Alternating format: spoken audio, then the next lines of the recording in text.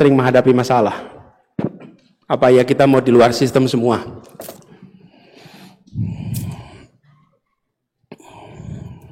Memang ini salah satu tantangan yang paling besar.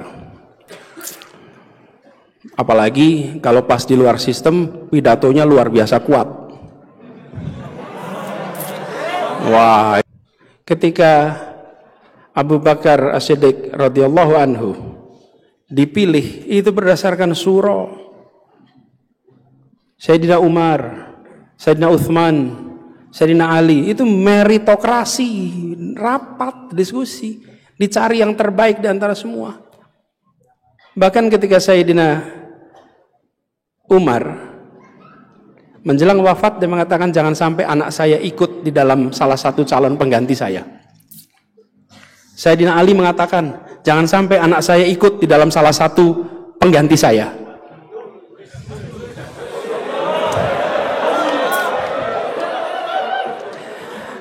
Waktu itu belum ada MK. Ya.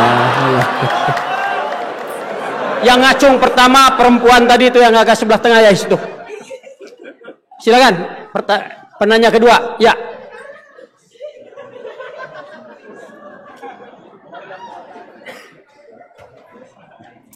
Sebenarnya kalau boleh yang tanya maju ke depan, biar Anda dapat di kamera juga.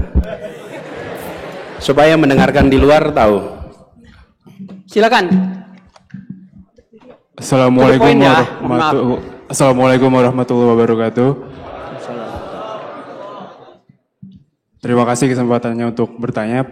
Terima kasih Pak Anies sudah datang malam ini. Perkenalkan, nama saya Bilal. Saya dari Institut Teknologi Bandung, jurusan Teknik Fisika. Namanya siapa? Sekali lagi? Bilal, Mas. Bilal. Jadi mungkin saya pengen sedikit curhat dikit juga. Waktu tidak ada. Oh iya. Siapa? Tidak ada waktu curhat. Sedikit. Poin pertanyaan. Jadi, Pak, saya buat secepat mungkin ya, Pak. Jadi di sini kita semua setuju dengan yang Pak Anies sampaikan. Makanya kita semua hadir di sini gitu. Kita setuju bahwa kita perlu menjaga optimisme kita terhadap Indonesia. Dan kita setuju bahwa satu hal yang paling penting untuk menjaga optimisme tersebut adalah meningkatkan daya pikir kritis masyarakat Indonesia. Tapi masalahnya, Pak, saat ini Indonesia bukan kekurangan orang yang bisa berpikir kritis, menurut saya. Tapi Indonesia kekurangan orang yang amanah, Pak.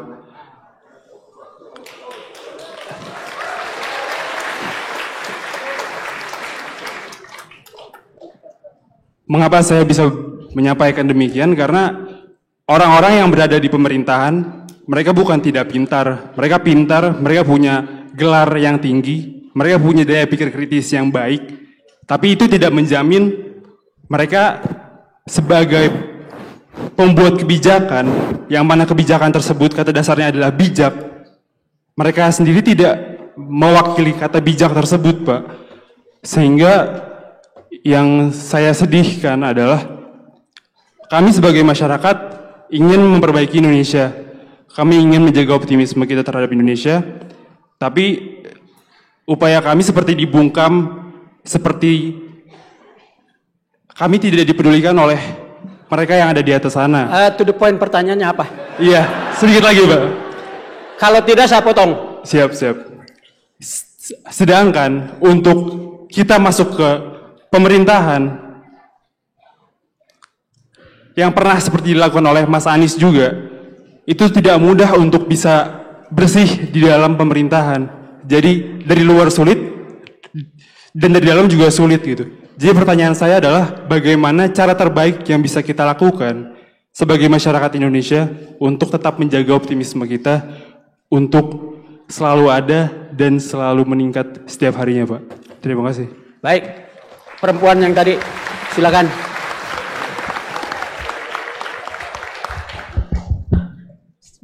Assalamualaikum warahmatullahi wabarakatuh. Waalaikumsalam. Terima kasih atas pemaparannya malam ini Pak Anies. Perkenalkan, nama saya Arli Zahwa, saya alumni Gajah Mada juga Pak Anies. Namun saat ini saya alhamdulillah bekerja di Institut Teknologi Bandung.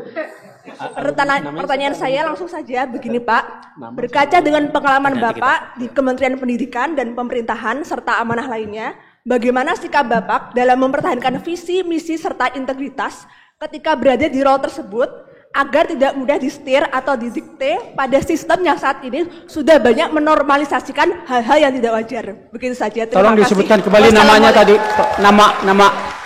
Nama saya Arli Zahwa, Pak.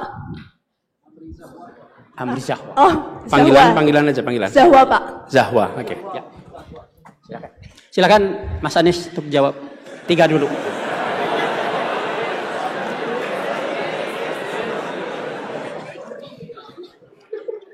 Rasanya kayak lagi ujian dokter nih.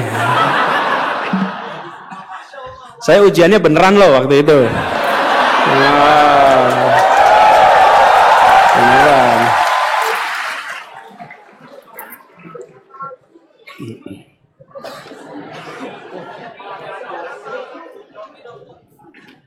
Enggak pakai joki kita, Pak.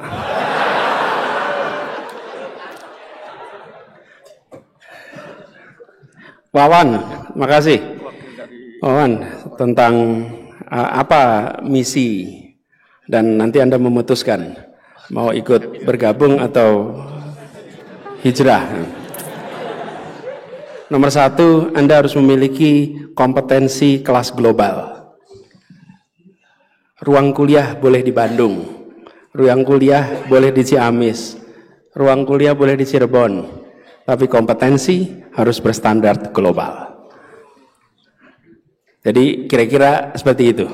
Nah, itu buat yang pertanyaan kedua. Nah, pertanyaan pertama tentang misi dan lain-lain.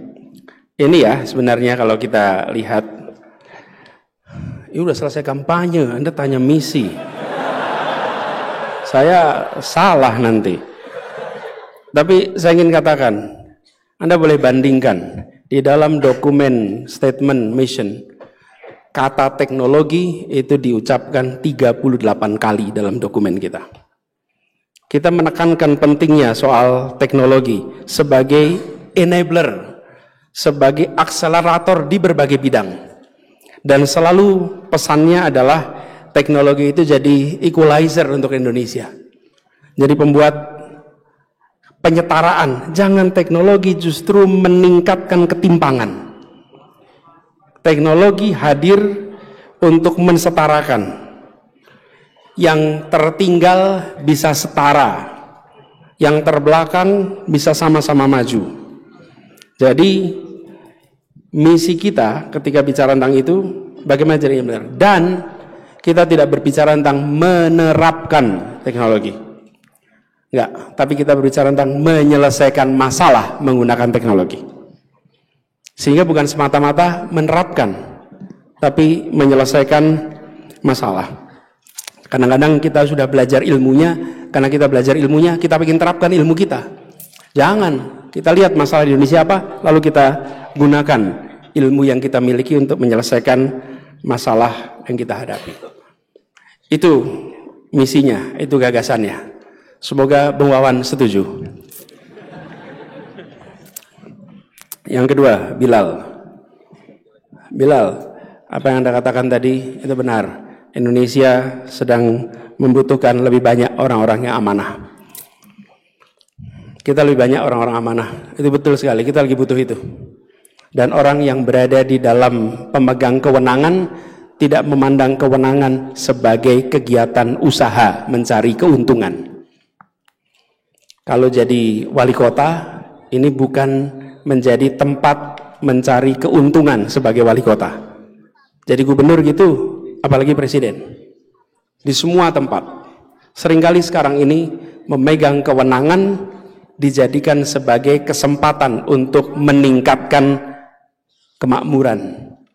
Karena itu, kalau terjadi demosi, diganti, dianggap malapetaka.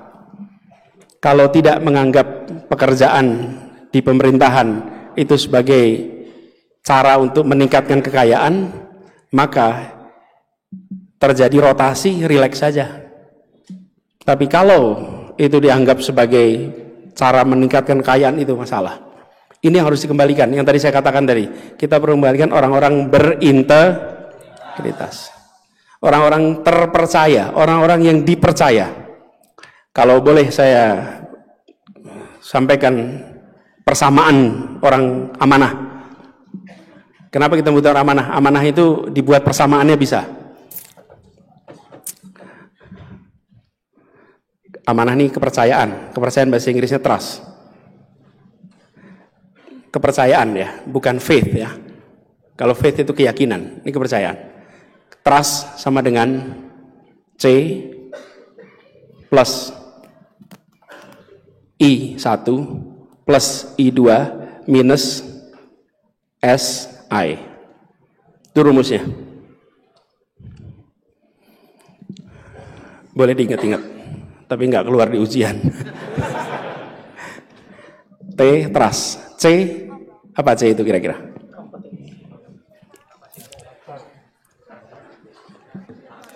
Competence. Kalau nggak punya kompetensi, Anda percaya. Saya mau pinjam mobil, Pak Sarif saya mau pinjam mobilnya. Terus Pak Sarif tanya, Anis bisa nyetir nggak? Enggak.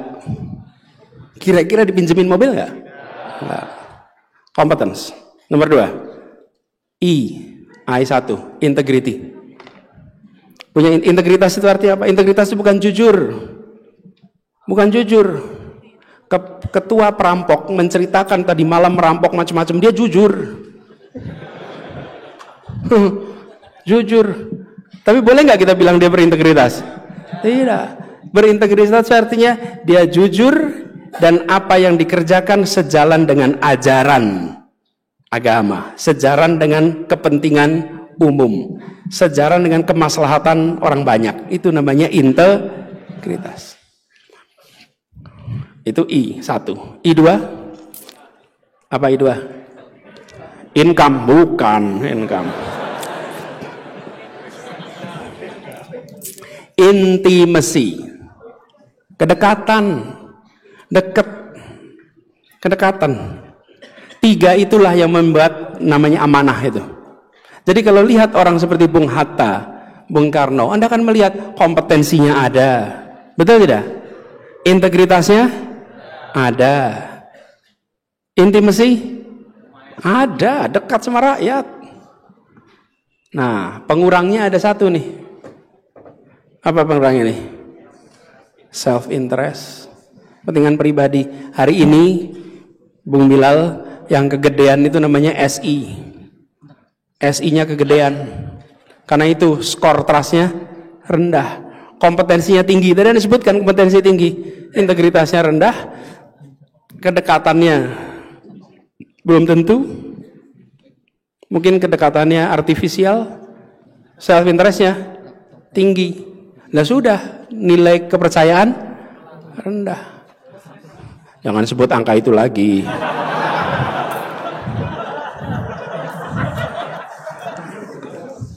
Saya aja nggak ngulang, nanti masalah nanti kan.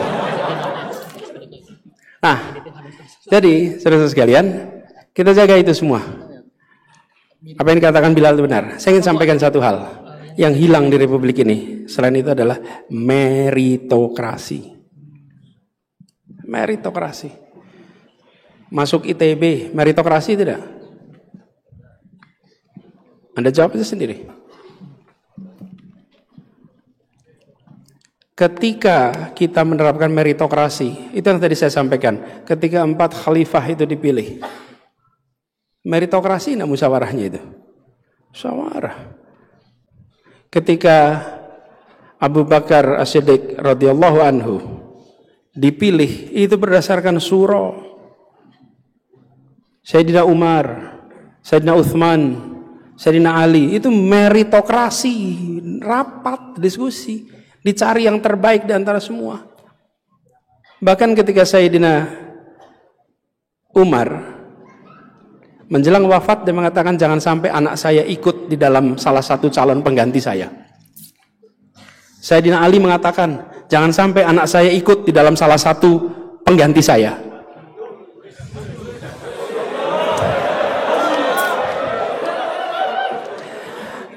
Waktu itu belum ada MK.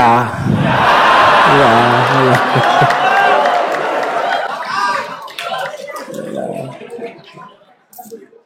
Untung belum ada MK. Waktu itu katakan jangan sampai anak saya menjadi salah satu. Jangan. Anda pilih semuanya, meritokrasi. Itulah sebabnya kenapa kita harus jaga. Tapi juga jangan kalau ada yang berprestasi hanya karena dia anaknya lalu dihambat. Kalau dia berprestasi hanya karena dia keponakannya dihambat, jangan juga. Kalau meritokrasi artinya tidak dipandang. Walaupun dia anak, walaupun dia keponakan, kalau baik adalah baik, kalau tidak adalah tidak. Saya pernah dengar cerita rekrutmen di sebuah kementerian luar negeri. Ada salah satu anak pejabat tingginya mendaftar. Salah satu pejabat paling tinggi di kementerian itu, di kementerian luar negeri, mendaftar menjadi diplomat. Dan anaknya, karena ayahnya adalah diplomat karir, anaknya bisa lebih dari 2 bahasa, daftar dan tidak lolos. Dan ketika tidak lolos, semuanya bangga. Bukan bangga karena dia nggak lolos, bangga karena ada sistem meritokrasi. Dia ujian lagi tahun berikutnya, ujian lagi waktu berikutnya. Itu menunjukkan bahwa nggak mau ada hengki-pengki. Republik ini akan maju kalau ada itu. Meritokrasi. Tadi saya katakan, untuk masyarakat kebebasan berbicara, kesetaraan diperlukan, untuk pengelolaan diperlukan meritokrasi. Karena meritokrasi itulah yang membuat kita jadi percaya. Ada kompetensi, ada integritas, ada kedekatan. Zahwa. Pertanyaan Zahwa ini, bagaimana Pak menghadapi situasi yang banyak ketidakjujuran, apalagi kalau masuk dalam sistem. Dan di situ kita akan sering menghadapi masalah. Apa ya kita mau di luar sistem semua?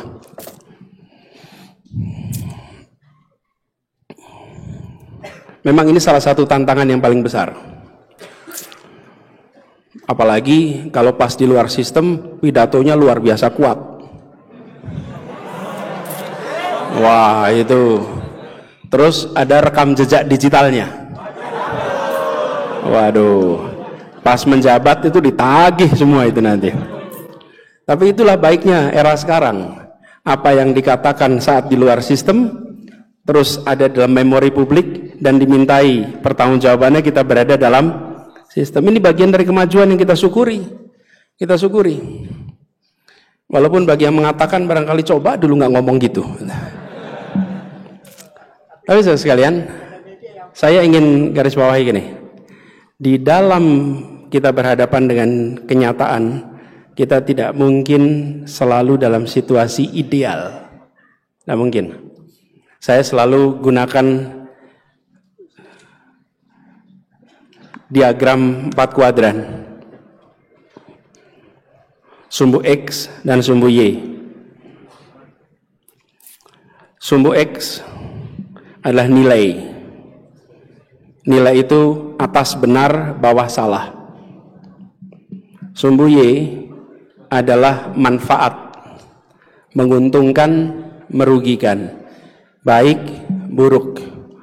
Yang kita inginkan tentu berada di kuadran 1, di mana keputusan yang dibuat itu benar secara nilai dan baik secara konsekuensi. Itu ideal, tidak ada perdebatan. Tapi seringkali dalam kenyataan kita berhadapan dengan situasi harus mengambil keputusan dalam sistem benar tapi tidak baik, benar tapi konsekuensinya buruk. Atau kita sering harus mengambil keputusan salah secara nilai, secara aturan, tapi baik secara konsekuensi. Nah, di sini ruang kebijaksanaan. Yang harus kita hindari adalah kuadran yang keempat, yaitu tidak benar dan tidak baik. Jadi, Zahwa, kalau Anda memasuki sistem, maka tempatkan dalam pikiran Anda kuadran itu. Setiap Anda berhadapan dengan dilema, maka Anda lihat, saya berada di kuadran mana ini. Dan kalau saya harus ambil keputusan, maka saya ambil keputusan yang saya harus bisa jelaskan. Kadang-kadang kita harus mengambil keputusan tidak benar tapi baik. Kadang-kadang harus keputusan baik, maaf, tidak baik tapi benar. Yang benar dan baik di situ nggak ada perdebatan. Itu salah satu contoh ketika kita berada di dilema. Nah, kalau kita punya framework itu, maka masuk dalam sistem, teman-teman akan bisa melihat dengan lebih tenang. Tapi kita membutuhkan lebih banyak lagi orang-orang yang mau berada dalam sistem. Ketika saya masuk ke Jakarta, salah satu kepala dinas di Jakarta, orangnya sangat cerdas dan selalu bisa menjelaskan tentang persoalan-persoalan infrastruktur dengan baik. Transportasi, jalan, air, semua kebijakan infrastruktur. Kemudian saya cek siapa ini. Ternyata insinyur dari ITB, lulusan teknik sipil, namanya Yusmada Faisal, insinyur ITB. Dia misi masuk dalam sistem. Saya tidak mengira ITB jadi PNS. Karena biasanya nggak banyak, tapi yang masuk. Nah di sini teman-teman dia menjalani proses struktur itu sampai menjadi pengambil keputusan. Dan ketika mengambil keputusan, dia mengelola anggaran hampir 4 triliun rupiah, lebih banyak daripada anggaran-anggaran kementerian. Ketika mengelola infrastruktur di Jakarta, dan pada saat itu dia bisa mengambil begitu banyak keputusan memberikan manfaat. Tapi untuk sampai ke sana, dia harus menjalani proses dalam birokrasi. Nah, disinilah letak tantangannya. Tapi saya yakin kalau kita punya pegangan itu dan punya keyakinan atas nilai yang kita pegang, insya Allah ini bisa terlewati. Lalu ke depan, saudara sekalian, tadi ada satu pernyataan tentang suasana kita ini sedang tidak baik-baik saja. Saudara sekalian, jangan pesimis. Bung Karno kuliah di ITB 1921 sampai 1926. Dia berjuang untuk Indonesia merdeka. Tapi kalau pada saat itu ditanya, Bung, kapan itu merdeka? Nggak tahu kapan. Tapi saya tahu itu akan terjadi. Saudara sekalian, tahun 21 sampai 26, itu kalau sampai tahun 45 itu 19 tahun lamanya. Kalau dari 21, itu 24 tahun lamanya. Sebagian dari kita umurnya baru sekitar itu. Jadi kalau kita dilahirkan pada masa itu, belum merdeka hari ini. Tapi bagi yang menjalani itu panjang. Tapi dia tidak terjebak dalam pesimisme. Dia menjaga optimisme itu. Hari ini Anda jangan pesimis. Walaupun suasana sekarang mungkin ada mengatakan gelap, porak-poranda, tidak nyaman. Yakinlah Indonesia akan terang benderang nantinya. Indonesia akan bangkit nantinya. Tapi itu adalah hasil perbuatan kita sendiri. Tidak bisa kalau kita tidak berbuat. Kalau masing-masing kita justru merusak, ya akan rusak. Tapi kalau masing-masing kita mengerjakan yang baik, ya baik. La yughayyiru ma biqaumin hatta yughayyiru ma bi anfusihim. Allah tidak akan mengubah nasib kecuali umat itu sendiri mengubahnya, kita semua ini. Jadi maksud saya, ya kritik yang keras. Tapi jangan juga di sisi lain kita diam dan tidak berbuat. Karena perbuatan baik kita di wilayah masing-masing secara akumulatif akan menghasilkan kebaikan untuk Republik ini.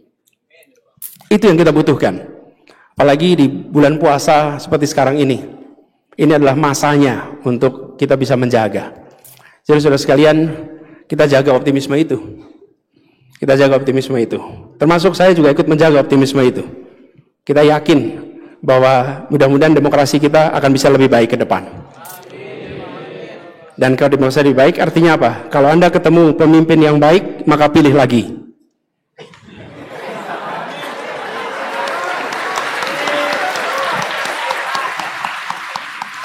Kalau baik, pilih lagi. Kalau tidak baik, jangan lebih lagi.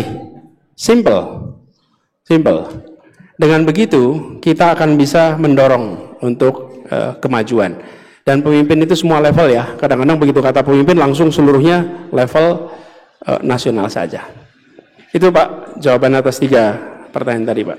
Baik hadirin sekalian, kendati pun kita sangat penasaran untuk menambah lagi pertanyaan, tetapi waktu terus bergerak maju dan kita harus beristirahat untuk besok.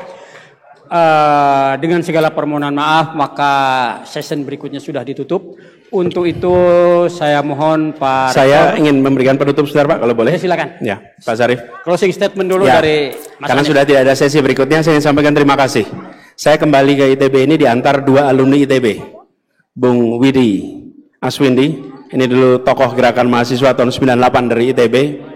Boleh beri dong Bung Aswindi. Nah ini. Dan satu lagi Heri Darmawan, Ini Heri Darmawan adalah presiden ITB pada masanya. Sempat menjadi pengajar muda, ditugaskan di Kapuas Hulu, Kalimantan Barat. 1 tahun di tempat tidak ada sinyal telepon, tidak ada listrik, dan saya salut karena ITB berhasil mendidik anak-anak untuk mau berada di tempat-tempat yang sulit di pelosok negeri. Saudara saya, sama Prof. Sulfikar Amir. Ini dia namanya Sulfikar Amir. Alhamdulillah beliau sekarang menjadi profesor di NTU, masih konsisten di bidang itu. Wintang, ini alumni ITB yang bekerja bersama. Mudah-mudahan kita semua bisa menjaga silaturahmi kita. Pesan terakhir saudara sekalian, sebelum ditutup, saya ingin berharap pada semuanya, mari kita jaga kemampuan berpikir kritis kita, jaga optimisme kita, dan jangan menjadi pribadi yang takut mengungkapkan pikiran. Jangan sampai rasa takut itu membuat kita tidak ambil tanggung jawab untuk republik ini. Tunjukkan keberanian mahasiswa, bahwa mahasiswa adalah pribadi-pribadi yang berpikiran bebas, yang punya tanggung jawab atas negeri ini, dan akan terus mengirimkan pikiran-pikiran untuk kemajuan, menjaga demokrasi. Insya Allah dari kampus ini pesan untuk menjaga demokrasi itu akan bergaung ke seluruh Indonesia. Pada pengurus Salman saya sampaikan terima kasih atas kesempatan diskusinya, dialognya. Pak Rektor terima kasih. Insya Allah perjumpaan kita menjadi perjumpaan bawa berkah bagi semuanya. Assalamualaikum warahmatullahi wabarakatuh. Waalaikumsalam. Hadirin sekalian, kita akan menyaksikan selanjutnya penyerahan cenderamata yang akan diserahkan oleh